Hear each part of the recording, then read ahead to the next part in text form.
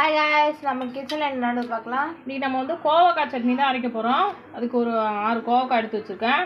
பெரிய வெங்காயம் 1, சின்ன வெங்காயம் ஒரு 10, பூண்டு ஒரு 10 பல், 2 தக்காளி, இது காஷ்மீர் சில்லி வச்சுருக்கேன். வாங்க பார்க்கலாம் சட்னி. இப்போ சொல்லு. கடாய் காஞ்சிட்டு எண்ணெய் ஊற்றலாம். இப்போ நம்ம கோவக்காயை ஃபஸ்ட்டு வறுத்து எடுத்துடலாம். இப்போ நல்லா வதங்கிச்சு, இதை எடுத்துடலாம். கொஞ்சமாக உளுத்தம் பருப்பு போட்டுக்கலாம், கடலைப்பருப்பு கொஞ்சம் போட்டுக்கலாம். கடலைப்பருப்பு வறுத்துச்சு, ஸோ அதை நம்ம எடுத்துக்கலாம். தனியாக எடுத்து வச்சுக்கலாம். அதை இப்போ காஞ்ச மிளகா வறுத்து எடுத்துக்கலாம்.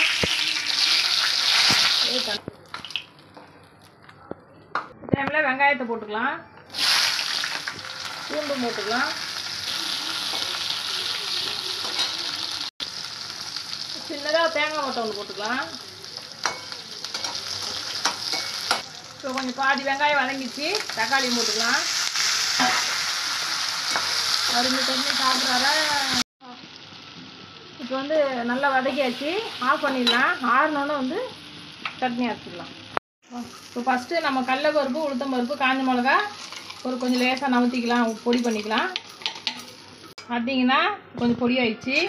தக்காளி வெங்காயத்தையும் அதிலே போட்டுக்கலாம். அரைச்சிட்டு வந்துடுறேன். இப்போ நம்ம தக்காளி வெங்காயமாக அரைச்சாச்சு. கோவக்காயை போட்டுக்கலாம். வெளிச்சம் போட்டு ஒரு ஆள் அரைச்சிடலாம். உப்பு சால்ட்டும் போட்டுக்கலாம். இப்போ வந்து சட்னி நல்லா அரைச்சாச்சு, தாளிச்சிக்கலாம். இப்போ தண்ணியும் கொஞ்சம் ஊற்றிக்கலாம். தாளிச்சாச்சு, இதில் கொட்டிக்கலாம். அவ்வளோதான், கோவக்காய் சட்னி ரெடி ஆகிட்டு. கோவக்காய் சட்னி ரெடி ஆகிட்டு. இந்த சேனல் பிடிச்சிருந்தா லைக் பண்ணுங்கள், ஷேர் பண்ணுங்கள், சப்ஸ்கிரைப் பண்ணுங்கள். நெக்ஸ்ட் வீடியோவில் பார்க்குறோம். பாய் பாய். பாய் பாய்.